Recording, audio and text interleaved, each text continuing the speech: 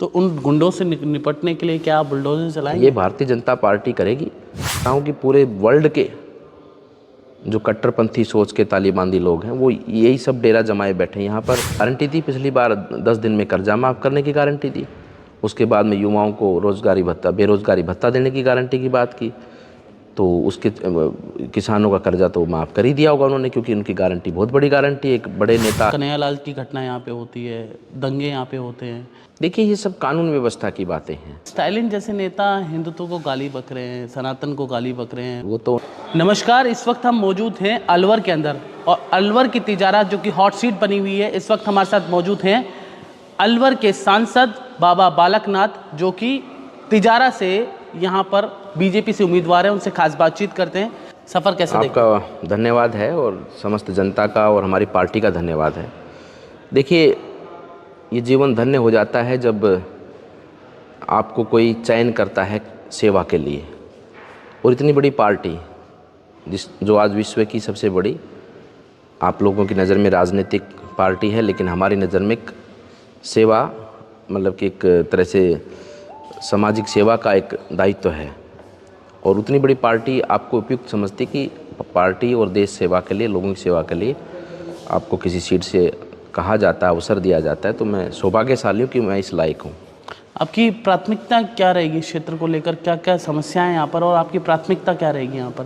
गोकिशी का भी देखिए, यहाँ पर प्रमुखता से विकास की जहाँ बात करते हैं, उसमें हमारे भिवाड़ी क्षेत्र के अंदर सीवरेज ड्रेनेज, ये बहुत बड़ी गंभीर समस्या है जिस पर किसी ने ध्यान नहीं दिया। मैं तो कहना चाहूँगा सीधे शब्दों में कि भिवाड़ी की जो प्लानिंग हुई है, इंडस्ट्री हो या सोसाइटीज़ हो, पूरी प्लानिंग ही उन्होंने इस तरह से बिल्कुल भी प्लानिंग को अच्छे से तरीके से बनाया नहीं, क्योंकि ये सारा शहर नया बसा हुआ शहर है, ज़्यादा इसकी आयु नहीं है, 20-25 साल से ही ये शहर बसा हुआ है। उस समय भिवाड़ी छोटा सा एक गांव था हमारा, उस गांव के एरिया के चारों तरफ का ये पूरा क्षेत्र भिवाड़ी नाम से आज प्रसिद्ध है। 5-5.5 हज़ार से अधिक उद्योग हैं और बहुत अच्छी अच्छी सोसाइटीज़ हैं कंपैरिजन टू गुड़गांवा।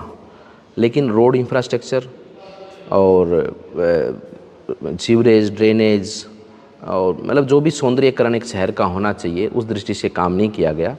और कांग्रेस ने या कांग्रेस के समय बहुत व्यापक रूप से भ्रष्टाचार होता रहा।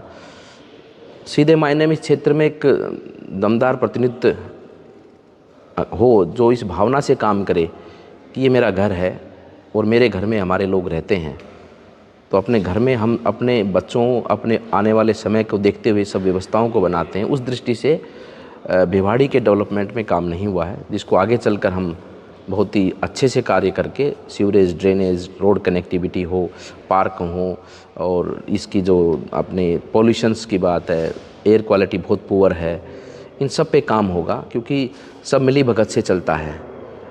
कुछ कंपनियां भी कुछ करती, लेकिन अधिकारी उनके साथ, क्योंकि कोई देखने वाला ही नहीं है। तो ये मैंने मानता हूँ बहुत ज़रूरी है। ग्रामीण क्षेत्र के अंदर ग्रामीण क्षेत्र की रोड कनेक्टिविटी हो, गाँव के अंदर सीवरेज व्यवस्था, क्योंकि अब ये नई आवश्यकता जो आज सामने है और बहुत बड़ी ज़रूरत है गाँव में, क्योंकि जिस भी गाँव में जाते हैं तो वहाँ गाँव के मोहल्ले के लोग आते हैं, बोलते जी हमारी गली में पानी भरा हुआ है, तो उसकी प्रॉपर सीवरेज व्यवस्था हो।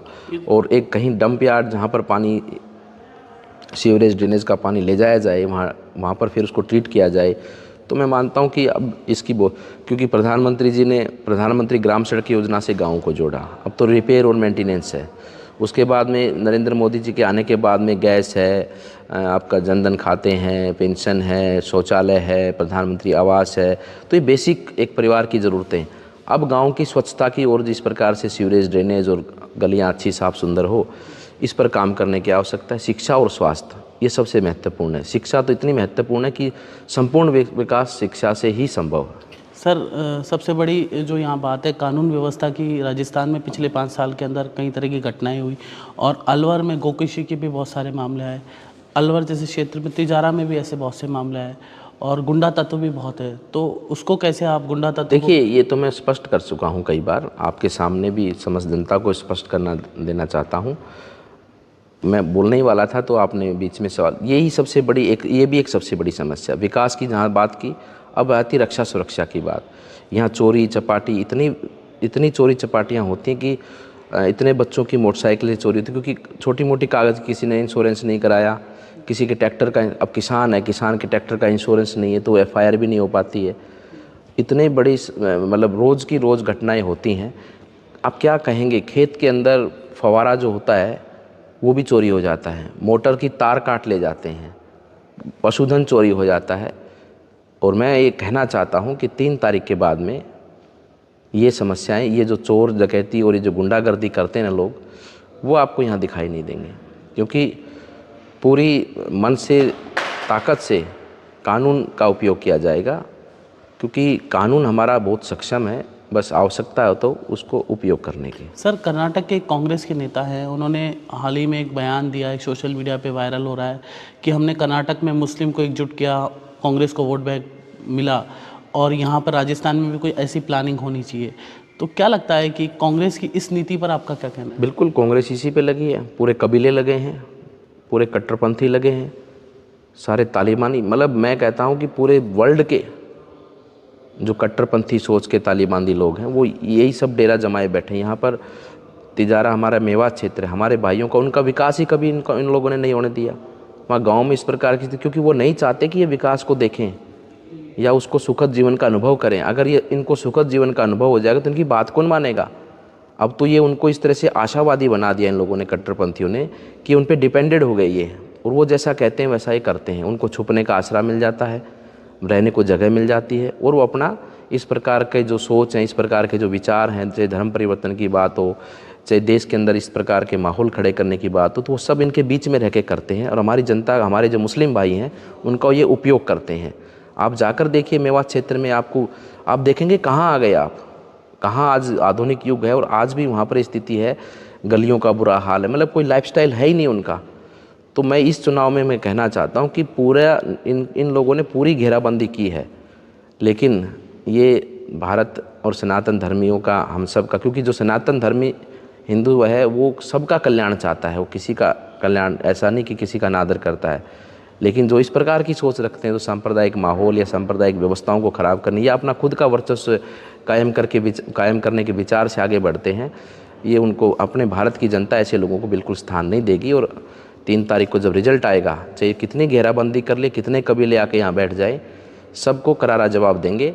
और जिस प्रकार से ये, मतलब क्या क्या इतने लोग आकर बैठे हैं तिजारा में, आज 8 से 10 हज़ार लोग आके बाहर के लोग बैठे हैं, और इस तरह से उनका काम चल रहा है कि पता नहीं, बोलते हैं कि सुनने में लोग बोलते हैं कि अब की बार काफिरों को देख लेना है, ये वो तरह तरह की बातें सुनने में आती हैं। सच है झूठ है वो तो मैं नहीं जानता। तो इस पर आपका क्या कहना है, काफिरों को देख लेंगे? हम कहते हैं कि हम जो हमारे मेव भाई हैं वहाँ पर, ये इनके बातों में न आए, विकास को देखें, भविष्य को देखें, अपने बच्चे बच्चियों को देखें कि उनका आगे भविष्य कैसे होगा, अपनी स्थिति को देखें कि आज वो कहाँ खड़े हैं। इनकी बातों में आकर अपने आप को और अपने जीवन को ख़राब ना करें। देश के साथ आएँ, देश के लोगों के साथ चलें, विकास के साथ आएँ, विकास के साथ चलें, आपस में भाईचारा बढ़ाकर आगे बढ़ें। ये जो जिस प्रकार से ये सांप्रदायिक माहौल ख़राब, इनकी तो यही फैक्ट्री है, यही इनकी दुकान है, इनको तो करना ही यही है, क्योंकि ये इस विचार के लोग हैं कि इस संसार में इनके अलावा कोई रहे ना। सर, कांग्रेस 7 गारंटी दे रही है, आप कौन सी गारंटी देने जा रहे हैं? हाँ, कांग्रेस ने गारंटी दी, पिछली बार 10 दिन में कर्जा माफ़ करने की गारंटी दी, उसके बाद में युवाओं को रोज़गारी भत्ता, बेरोज़गारी भत्ता देने की गारंटी की बात की। तो उसके किसानों का कर्जा तो माफ़ कर ही दिया होगा उन्होंने, क्योंकि उनकी गारंटी बहुत बड़ी गारंटी है। एक बड़े नेता आके 10 दिन की गिनती गिनते हैं, उसके आगे गिनती उसको आती नहीं है। कैसे नेता हैं जो लोगों को नाटक करके दिखाते हैं कि खेत में, चावल के खेत में ट्रैक्टर चला के शो करते हैं। उनको पूछना कभी मेरी तरफ से सवाल, अगर ट्रैक्टर का अगला टायर पंचर हो जाए तो कैसे पंचर की दुकान तक पहुंचेगा, दिखा बताओ तो। पता है ट्रैक्टर का कहाँ पर गेयर होता है। तो ऐसे नाटक नहीं चलेंगे देश के अंदर। तो उसके बाद में पेपर बेच खाया। इनकी गारंटी है कि सांप्रदायिक माहौल जिस प्रकार से राजस्थान में बिगाड़ कर छोड़ा है, धार्मिक यात्राओं पे, मतलब लोगों को डिवाइडेशन कर दिया। अब जयपुर नगर निगम की बात करेंगे, वहाँ किस प्रकार से डिवाइडेशन किया कि, मतलब इस प्रकार का डिवाइडेशन कर दिया कि एक तरफ तो जिस तरह से जैसे पाकिस्तान का ही डिवाइडेशन और भारत और पाकिस्तान का डिवाइडेशन हो रहा, तो ये तो इनकी सोच है। उसके बाद और आगे बढ़ते जाएंगे, महिलाओं के प्रति बलात्कार की घटनाएं, ये इनकी गारंटी नंबर 1 है राजस्थान। भ्रष्टाचार की इनकी गारंटी है, पैसे रखने की जगह नहीं बची तो सोने की ईंट बना बना के अपने घरों की दीवारों में चिनवा ली है, ये इनकी गारंटी। अवैध रूप से खनन चल रहा है, अवैध रूप से ज़मीनों पर कब्जे चल रहे हैं, साधु संतों की, आम नागरिकों की हत्याएं हो रही हैं, पुलिस के ऊपर खुद गैंगस्टर वार करते हैं, पुलिस के ऊपर गोलियां चलाते हैं, आपस में गैंगवार हो रहा है, क्योंकि यहाँ पर तो गुंडे अपने राज को स्थापित कर रहे हैं। तो उन गुंडों से निपटने के लिए क्या आप बुलडोजर चलाएंगे? ये भारतीय जनता पार्टी करेगी इन सब का। यही तो जब भयभीत है ना अभी ये जितने कांग्रेस के अब उतर दौड़ रहे हैं, इधर उधर भाग रहे हैं। जिस प्रकार से जब घर के अंदर जब खाली घर पड़ा होता है ना, जब कोई नहीं आ रहा है, और जैसे घर में कोई आने के आहट होते हैं, चूहे घुसने लग जाते हैं उधर फटाफट फटाफट। आपकी तिजारा में भी घुसने लग तो गए? इसी प्रकार से इनको आहट नज़र आ चुकी कि भारतीय जनता पार्टी की सरकार आ रही है, और इन्होंने जो भ्रष्टाचार किया इस बार, आप देखना सरकार आने के बाद जब इनकी जांचें होंगी, उनकी परतें खुलेंगी। अभी सेक्रेटरीट में जिस प्रकार से इन्होंने आग लगा दी कागज़ों के अंदर, कितनी आग लगा लो, लेकिन सच्चाई को कोई छुपा नहीं सकता। सर, ये पीछे राम लला हम आएंगे, मंदिर यहीं बनाएंगे, ये कभी हम नारा सुना करते थे, और अब राम लला तिरपाल में नहीं है, भव्य मंदिर बनने जा रहा है। आप तिजारा की जनता को, राजस्थान की जनता को क्या कहना चाहेंगे? देखिए, ये समय है देश को आगे बढ़ाने का। वो समय था जब देश को आज़ादी दिलाने का था, तब लोगों ने, देश के लोग एकजुट आए और सब ने अपनी चिंता न कर भविष्य की चिंता कर कर अपने प्राणों को न्यौछावर कर कर देश को आज़ादी दिलाई। आज देश के लिए कुछ करने की आवश्यकता है। आज देश के लिए हमें कुछ मेहनत कर, पुरुषार्थ कर देश को खड़ा करने की आवश्यकता, क्योंकि अब समय आ चुका, अब देश युवा है, और जब युवा कोई व्यक्ति होता है तभी वो ताकत से, अपने पुरुषार्थ से अपने परिवार को खड़ा करता है, अपने परिवार के सपनों को पूरा करता है। तो ये परिवार हमारा भारत है, हमारा युवा देश आज भारत है, और ऐसा नेतृत्व हमें मिला है जो जिसके रग रग से, जिसके विचार से, जिसके व्यक्तित्व से, जिसके कर्म से, जिसके धर्म से, जिसके हर तरह की कार्यशैली से पूरा देश और दुनिया उससे जानती है, पहचानती। मतलब एक तरह से पूरे देश ने उसको पूरा शीशे की तरह पानी की तरह जैसे आर पार दिखता है, ऐसे मोदी जी के आर पार दिखता है। और देश की, दुनिया की सभी लोग हैं आज उनको पसंद करते, क्योंकि उनकी कार्यशैली समर्पित भाव की है। लोगों का कुछ, कैसे लोग आगे बढ़ें, कैसे गरीब का कल्याण हो, ऐसा नेतृत्व मिला है। अब तो हमें सिर्फ साथ चलना है, मेहनत करनी थोड़ी सी, और निश्चित रूप से हमारा देश संपन्न राष्ट्र बने।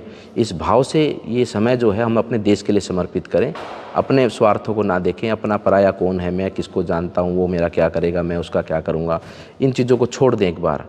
अब सिर्फ देश को निर्मित कर कर खड़ा करना है, और देश को इस सामर्थ्य समृद्ध राष्ट्र बनाना है, ताकि देश के संस्कृति, देश के धर्म और देश का जो, हमारे देश की संस्कृति धर्म का जो भाव है, उससे पूरे विश्व का कल्याण हो सके। पूरे विश्व में एक मानवता का संदेश, एक प्रेम का, एक प्यार, परिवार का संदेश जाए। इसलिए ये समय हमारा, ये पीढ़ी का समय हमारा देश के लिए होना चाहिए।